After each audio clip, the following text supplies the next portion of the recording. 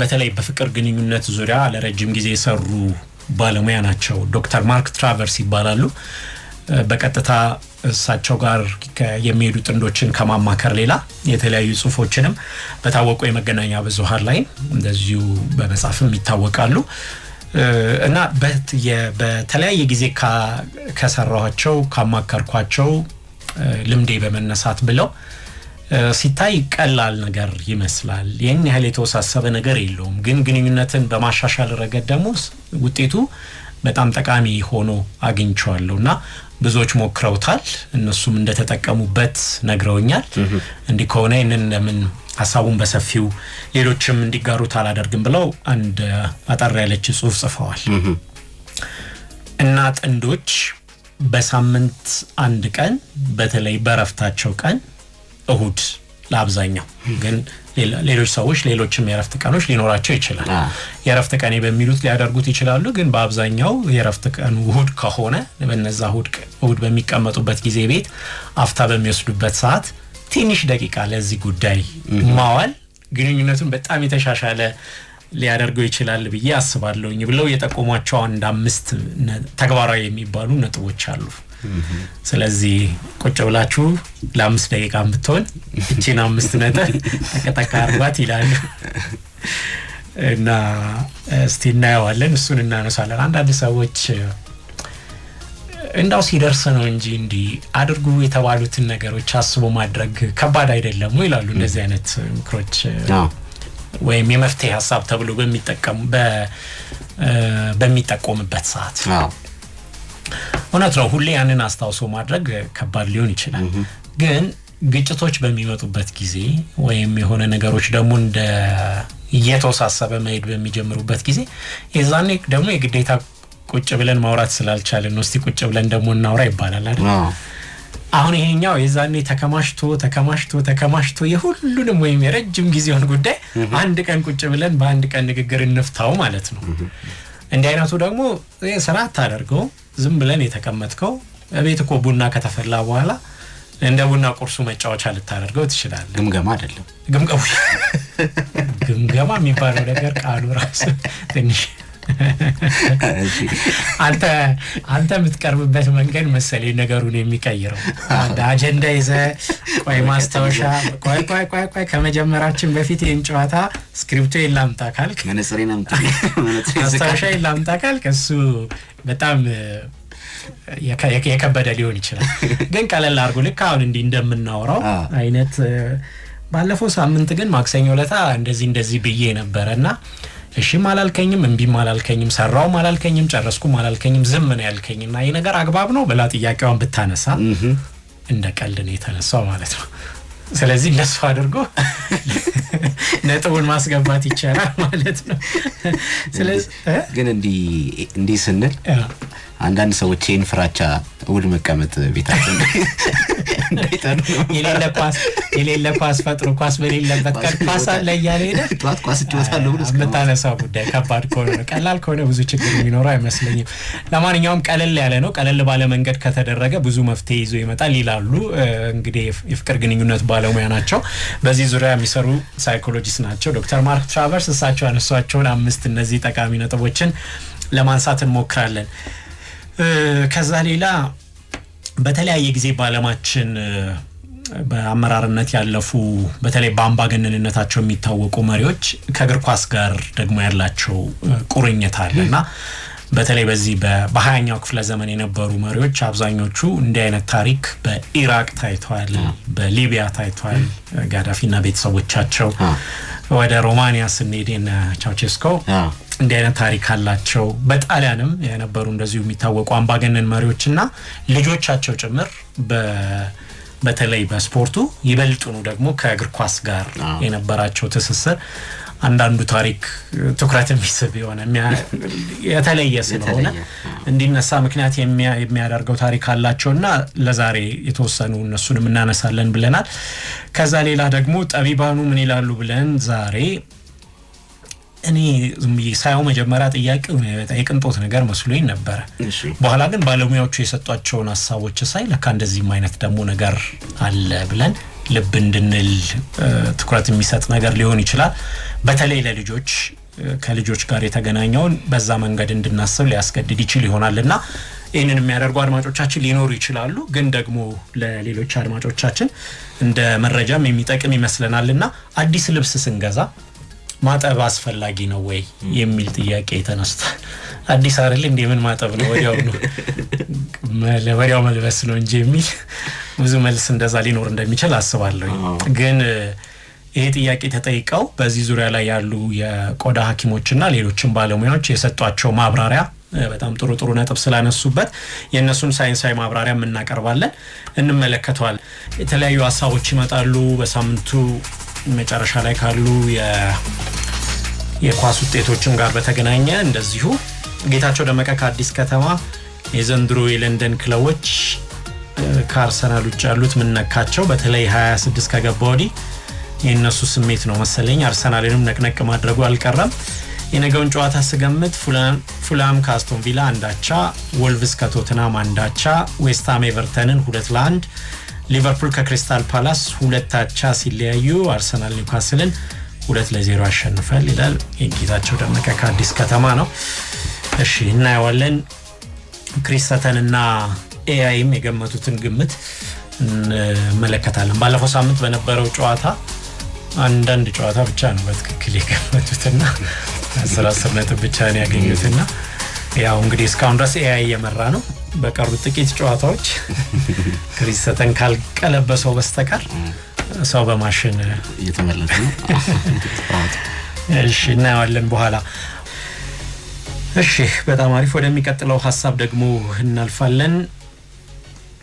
ቀደም ሲል እንዳልነው እንግዲህ በፍቅር ግንኙነት ውስጥ ላሉ ጥንዶች በትዳርም ላይ ላሉ ወይም ደግሞ በእጮኝነትም ላሉ ምናልባት ለዛ ውስጥ ለሚፈጠሩ ትንሽዬ ልዩነቶች ወይም መንገጫገጮች እንደ ጠቃሚ መፍትሄ ሊሆን የሚችል ሐሳብ ብለው ዶክተር ማርክ ትራቨርስ የሚባሉ የስነ ልቦና ባለሙያ ናቸው። በተለይ በፍቅር ግንኙነት ዙሪያ ረጅም ጊዜ ሰሩ ባለሙያ ናቸውና እሳቸው ያሰፈሩትን ሐሳብ ለዛሬ አንደኛው መርጠናልና ምን ይላሉ?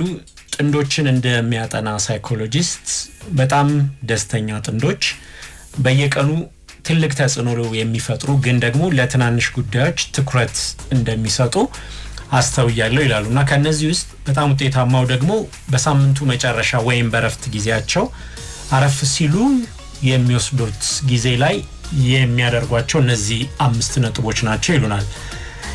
የመጀመሪያው የስራና ኃላፊነት ቅንጅትን በተመለከተ የሚነጋገሩበት ጊዜ ይሁን ይላሉ። ምን ማለት ነው? ባለፈው በሳምንት ውስጥ በነበሩን ቀናት ውስጥ ምን ተሳካ፣ የትኛው ጉዳያችን ከባድ ነበር፣ ከባድ ጊዜ ምን ገጥሞን ነበር፣ ምን መስተካከል ደግሞ አለበት የሚልና እንደ አንድ ቡድን ሆነው ግባቸውን በጋራ አንስተው ሊነጋገሩ የሚችሉበት ነጥብ ሊሆን ይችላል። እና ምንድነው የሚሉት? ምናልባት አንደኛው ወገን ስራ በዝቶበት የዘነጋው ወይም እንዲወጣው የሚጠበቅበት ጉዳይ ከነበረ ያንን ለማስታወስ ቅድም እንዳልነው ማለት ነው ጠቅ ለማድረግ እና ያንን ባለማድረጉ ወይም ባለማድረጓ ያጋሩን ወይም ያጋሯን ስሜት አስከፍቶ ከሆነ ለመፈተሽ ያግዛልና ይሄንን ቀድሞ መነጋገር አላስፈላጊ የሚባሉ ግጭቶችን ይከላከላል፣ የዕለት ተዕለት ኑሮንም ደግሞ በተቃና ሁኔታ እንዲቀጥል ይረዳል ይላሉና ይሄ ባለፈው ሳምንት ጉዳዮቻችንን ወደ ኋላ መለስ ብለን እንደመመልከት ይላሉ። ሁለተኛው የምስጋና ጊዜ ተደርጎ ሊወሰድ ይችላል ይላሉና በተፈጥሯችን አእምሯችን የተበላሹ ነገሮች ላይ የማተኮር ዝንባሌ ያለው በሳምንት ውስጥ ከተሰሩ ነገሮች ይልቅ ያልተሰሩ ነገሮች የበለጠ ትኩረታችንን ይስቡናል እና ብዙ የምንነጋገረው ይሄንን አላደረግንም በሚለው ጉዳይ ነው እንጂ የተደረጉ ነገሮችን ለዛ ቦታ በመስጠት ጉዳይ ላይ ክፍተት አለ ይላሉና ይሄ ልማድ ግን አጋሩንና ግንኙነታችሁን የምታዩበትን መንገድ ሊያበላሽው ይችላል። ስለዚህ ለዚህ ነው ምስጋና አስፈላጊ ሆኖ የሚገኘውና ደስተኛ ጥንዶች በሳምንት ውስጥ አንዳቸው ከሌላኛው ያገኙትን ወይም በጣም የወደዱትን ነገር የሚጋሩበት መድረክ ሊያደርጉት ይችላሉ ይላሉ።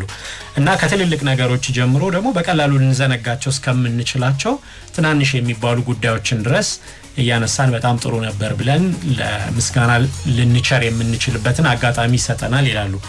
ምናልባት ጧት ስለተፈላላችሁ ቡና ሊሆን ይችላል፣ ወይም ለመኪናችሁ ስለተሞላላችሁ ነዳጅ ሊሆን ይችላል፣ ወይም መኪናችሁ ስለታጠበላችሁ፣ ወይም መኪና ላይ የሆነ ነገር ስለተስተካከለላችሁ፣ ወይም ሌላም ነገር ሊሆን ይችላል። ቀላል ሊሆን ይችላል፣ ጉዳዩ ከባድ ሊሆን ይችላል። ግን እነዚህ ነገሮች ጠቅሶ ማመስገን ሁለት ጥቅሞች አሉት ይላሉ። አንደኛው አጋሮ እንደተከበረ ወይም እንደተከበረች እንዲሰማቸው ያደርጋል።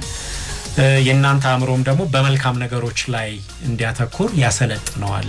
በተደጋጋሚ በመጣ ቁጥር የምናተኩርበት አቅጣጫ በጣም ወደ መልካሙ ነገር እንዲሄድ ሊያደርገው ስለሚችል የምስጋናው ነገር ከዛ ጋር ማየት ይቻላል ይላሉ።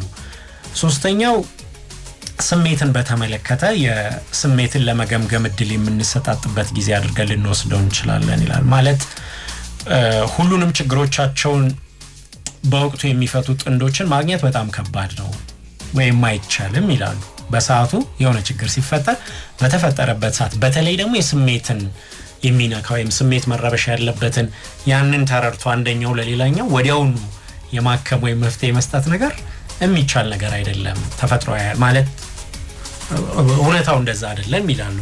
ስለዚህ አንዳንድ ጊዜ በጣም ከባድ ስለሚሆኑ ነገሮች ይታለፋሉ እና ወይም ደግሞ ሳይነገሩ ይቀራሉ። የሆነ የሌላ የዛን ሰው ስሜት ጎድተን ሊሆን ይችላል፣ መጉዳታችንንም ላናውቀው እንችላለን እና ደግሞ እናልፈዋለን።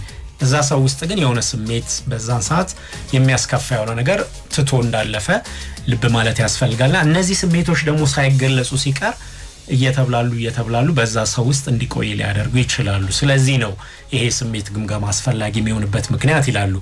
ስለዚህ አፍቃሪ ጥንዶች በሳምንት ውስጥ ያልተመቻቸውን ነገር የሚያወሩበት እንዲህ አይነት ጊዜ የሚያስፈልጋቸው ለዚህ ነው ይላሉና ምን ተሰማኝ፣ ለምን አስከፋኝ፣ ከድርጊቱ በስተጀርባ ያለው ስሜት ምን ነበር? አንዳንዴ ንግግሩ ሊሆን ይችላል እንጂ ከጀርባ ያለው ያንን ለማለት ፈልጎ ላይሆን ይችላል። አላላል ስሜቱን የፈጠረው ንግግሩ ነው ወይስ ከጀርባ ያለው ስሜት ነው? አንዳንድ የተናገርከው ነገር ልትል የፈለከው ነገር በትክክል ላይ ያስተላልፍ ይችላል አይደል? የዚህ የኮሙኒኬሽን ጋፕ የሚባለው አንዱ የምንለው ሌላ ነው፣ የምናስበው ሌላ ነው።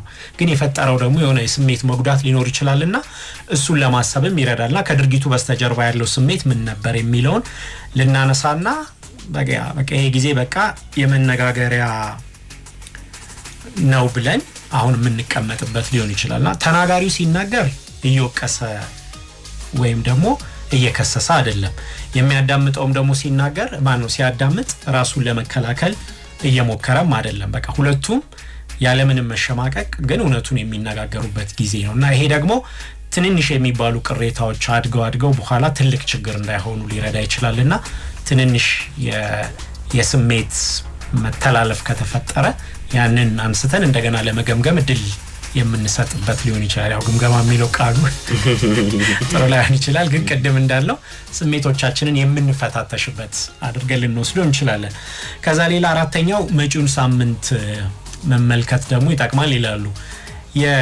የተናበቡ ጥንዶች መጪው ሳምንት ምን እንደሚመስል ያውቃሉ፣ የሚናፍቁትን ነገር ያቀዳሉ ይላሉና ይሄ የጊዜን ሰሌዳ ለማስተካከል ብቻ ሳይሆን በጋራ ሊያደርጉ የሚችሉትንም ነገር ለማቀድ እድል ይሰጣል። በጣም የተጋነነ ነገር ላይሆን ይችላል። በሚቀጥለው ሳምንት አንዱን ቀን ከቻልን ብለው ወይ ራት አብሮ ሊበሉ የሚችሉበትን ጊዜ ማሰብ ሊሆን ይችላል። ለሻይ ቡና ወጣ ሊሉ የሚችሉበት ጊዜ ሊሆን ይችላል። የእግር ጉዞና አድርግ እስቲ ወጣ ብለን የሚሉበት ሊሆን ይችላል። አብሮ ፊልም ማየት ሊሆን ይችላል። ወይም ሌላ በጋራ ሊያሳኩ የሚችሉት የሁለቱንም ፍላጎት ያማከለ ነገር የሚያደርጉበት ነገር ሊኖር ይችላልና በጋራ የሚያደርጓቸው ትናንሽ የግንኙነት አፍታዎችን መፍጠር ነውና ይሄ ወደፊት አብሮ መመልከት ህይወታችሁ በተጓዳኝ መስመር ብቻ መሄድ አይደለም፣ የተቆራኘ ግንኙነት መሆኑን በየጊዜው ለማስታወስም እድል የሚሰጥ አጋጣሚ ይፈጥራልና በተለይ የኑሮ ሌላው ነገር በሚሻማበት ሰዓት ልጆች ካሉ ከልጆች ጋር የየለቱን ነገር ለመወጣት በጣም ስለምንወጠር ትንንሽ እንዲህ አይነት የጋራ የሁለቱ አፍታው መፍጠራቸው እንዲያለውን ግንኙነት የበለጠ ለማሻሻል እድል ይሰጣልና አብሮ የሚጠብቁት አስደሳች ነገር የሚሰጥ አጋጣሚ ሊሆን ይችላልና ይሄንን እንደ አራተኛ ሊያዩት ይችላሉ ይላሉ።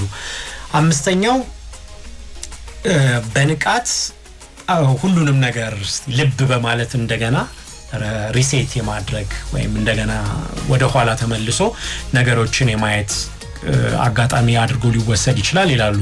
ይሄ አንዳንዱ ሳምንታችን ውስጥ በጣም ውጥረት ሊኖር ይችላል፣ ሀዘን ሊያጋጥመን ይችላል፣ ያልተሟሉ ፍላጎቶቻችን በስራ ቦታ ወይም በማህበራዊ ግንኙነታችን የተጎዳንባቸው፣ ያዘንባቸው፣ የተበሳጨን፣ ያልተሳካልን ብዙ ነገሮች በሳምንት ውስጥ አሳልፈን ሊሆን ይችላልና እንደዚህ ባለ ጊዜ ቆም ብለን ካልፈተሽናቸው ወደ ቀጣዩ ሳምንትን ይዘነው እንደገና ልንሄድ ስለምንችል ይሄን ደግሞ ከሌላ ሰው አብሮን ካለ